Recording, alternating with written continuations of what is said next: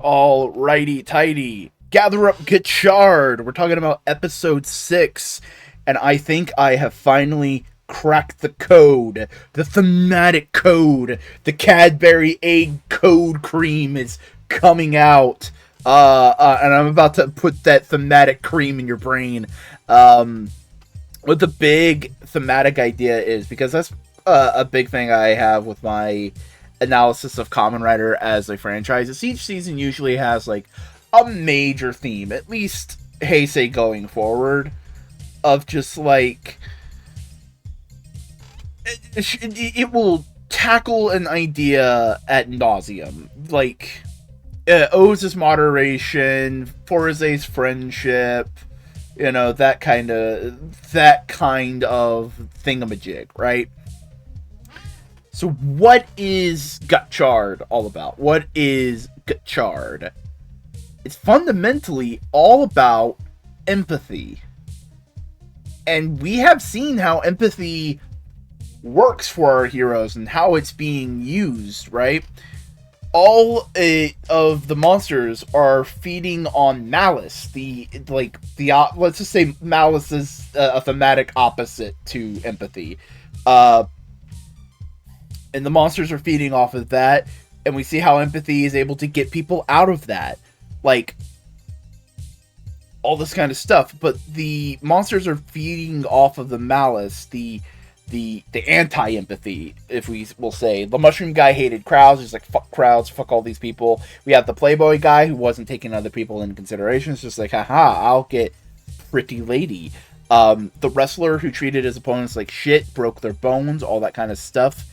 And this can even line up with Spanner, with how Hotaro interacts with them, especially in this episode, because we open up with Spanner doing his job. He gets a Kemi before it can do any harm, with one woman just get in the crossfire, and he's like, all right, cool, I got the thing. See you later. Bye. And a guy in the corner, just peering off to the side, is just going like, "Oh, you Spanner, fuck you, Spanner." And we're like, "Yeah, understandable, my dude." And goth evil lady's like, "Oh, he has some evil shit in him. Maybe we can use him." As Spanner goes to talk to Hotaro for a brief moment, it's just like, "Hey, I'm in your restaurant, right?" So they have it's a conversation. It's a little bit of a conversation. It's a little bit of Spanner just kind of showing himself to Hotaro, just kind of going like, I'm here, bitch. I don't like you, kind of thing. And Hotaro's like, all right, cool. Let me make you breakfast. And Spanner's just like, this is dog shit. Fuck you. And then proceeds to eat it all. All right. And Spanner goes like, hey, I can cook way better than you. And goes and proceeds to make breakfast. And it has the whole, purple looking poison Japanese food, right? You know that trope in anime. And Hotaro's, apprehensive. He takes a bite and it's like, fuck, why is this good? Why is this... Fuck you. Jesus Christ. You gotta... It's not just that you're an asshole. You're an asshole that has, good skills, and I can't just dismiss you. Fuck. Alright, whatever. As, the little dickhead that's been following Spanner's like, hey! We get out of the restaurant, right? Spanner's going off and doing his own thing. And the dickhead from earlier who's been stalking Spanner's like, hey, fuck you! I'ma fight you with hawk powers. And Spanner's like, I have no idea who the fuck you are. They have a little bit of a fight. It's fun. And Gotchard helps out a little bit with a wrestler Ant. And we see what its PNG form. It's a 3D model, but it's PNG form. It's 3 parts. Oh, that's neat. That's interesting for one of the PNG powers. We then are back at the school and just have a fun little conversation of Hotaro being like, oh, Hotaro, are you what's your deal with Spanner? And he's like, I don't know. Nothing's wrong. No, nothing's wrong. I don't dislike Spanner, and they're just like, why do you? Okay, why are you being weird about disliking Spanner? And then teacher comes in and he goes like, hey, the guy's been stalking Spanner. They were part of the exam, and only one was able to succeed. So Spanner beat him, and he's salty about that. And we get to see him be really fucking salty about that. And he goes like, all right. Okay, I need to figure out how to beat Spanner.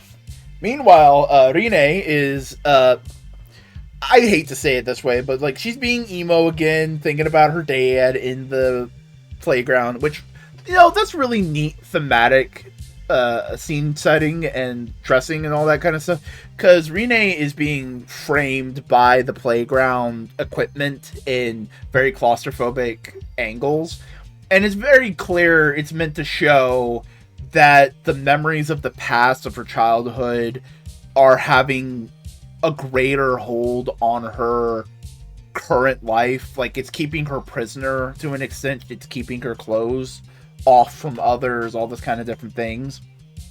So that's cool. That's interesting. Spanner shows up and goes like, hey, the Kimmy I got from earlier, I'm giving it to you.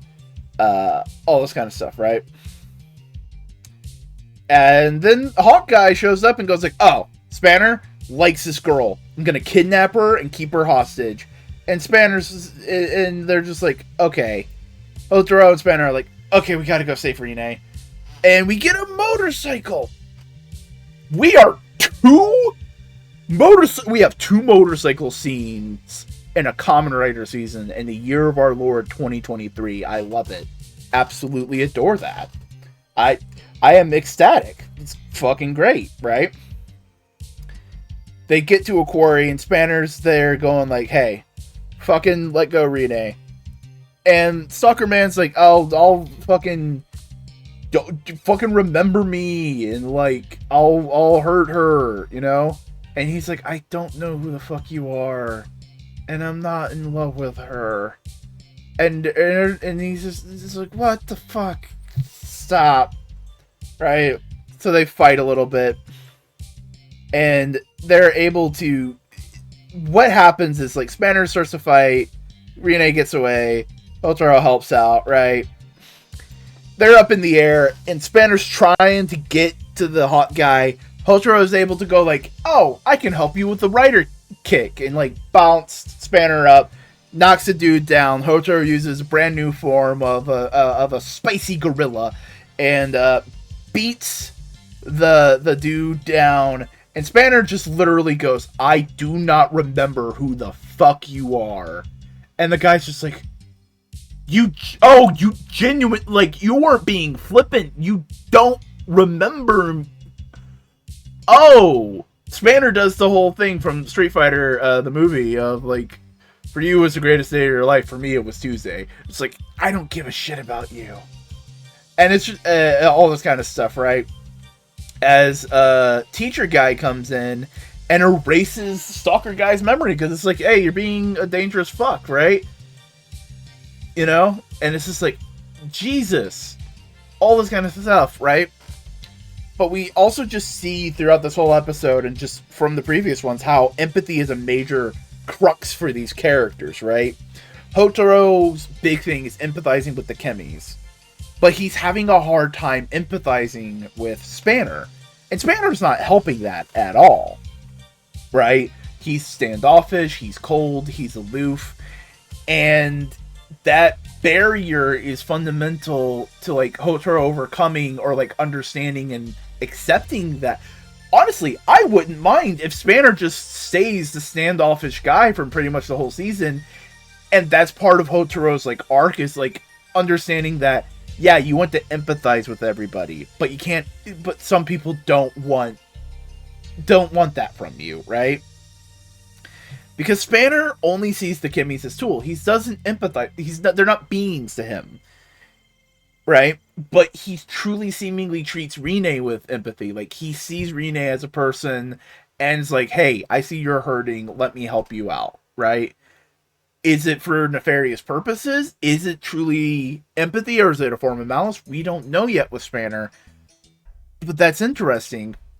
And like that dissection of empathy and malice is interesting too, with like the evil goth chicks, because they're targeting people who have dark moments that with empathetic thought they could get over, right?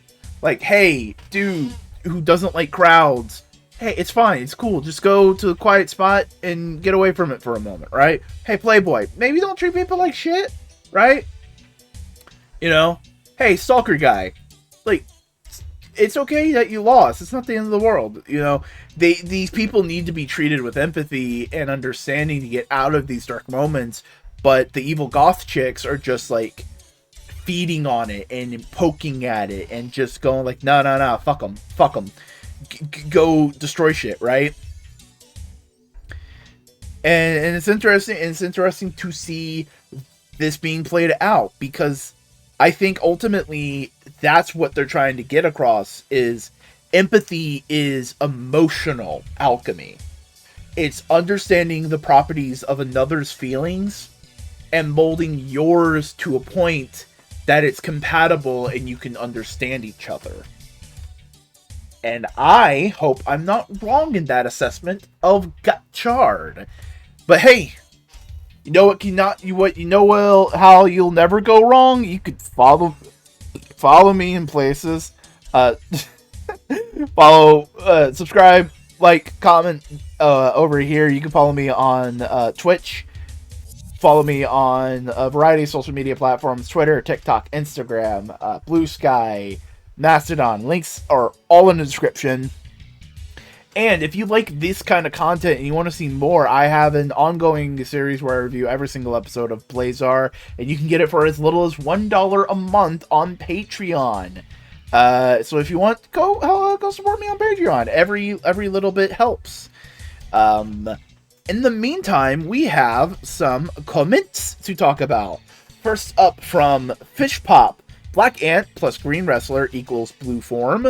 Well, Steam Hopper is blue and made from Green Hopper and Black Purple Train, so whatevs. Ant Wrestler actually matches up with my brother's OC form, that blue and yellow and has lightning powers, along with water. Bonus fun is that he's a wrestling fan. Yeah, the colors for Gotchard seem to be very much rule of cool. We're not mixing colors. It's just like, hey, what will look cool as a suit? Sweet. What can we use to make that? All right, cool, got it. Dope. That's it. It's just real cool.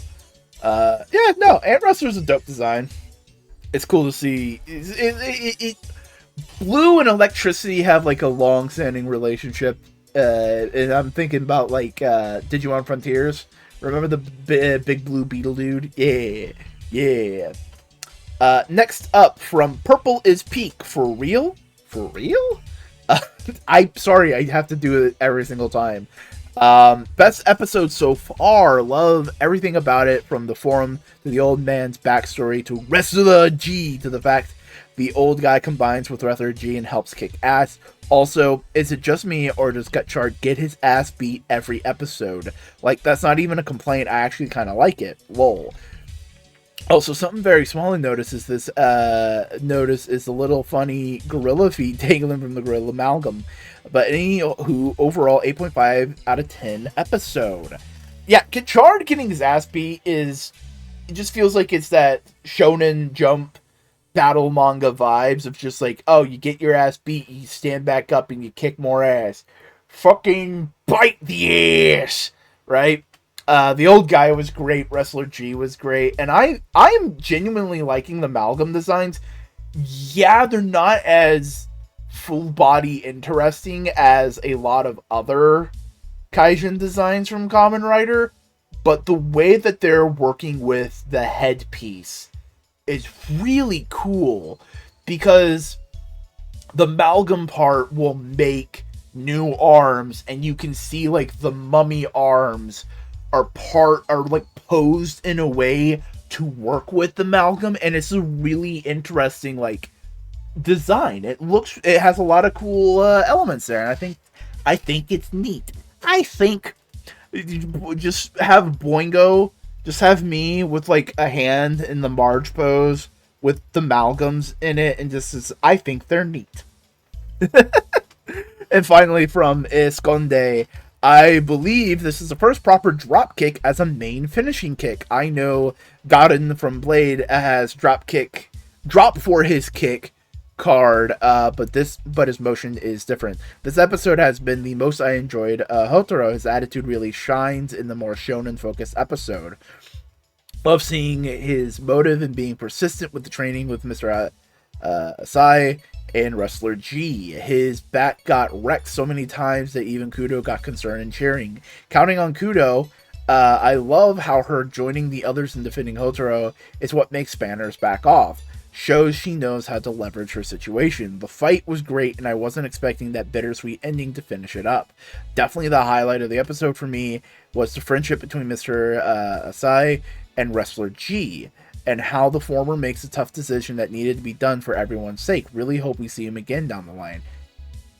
You know, thinking about it, like, yeah, drop kicks are dope. Drop kicks are kind of badass. It totally makes sense why they don't do drop kicks, because you have to fall on a drop kick and you don't want to break the goddamn suit. Totally makes sense. But it's cool to see. You know, it's cool to see some more drop kicks. Yeah, the whole crew has like a good vibe back and forth. Like everyone's interacting really neat. And genuinely, it just feels like we can sit on it for a good 10, 15 episodes and just like chill in this episodic environment. It's like, it's good. Just some fun adventures.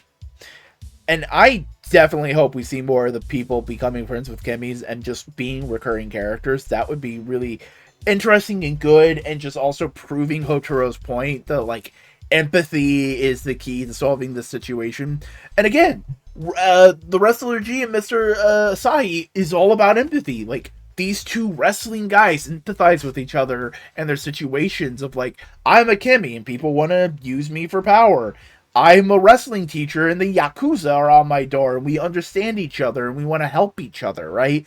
But it's also like the understanding, the empathy, the empathetic understanding from Mr. Asai of like, your situation is in danger and me knowing about you puts you in danger.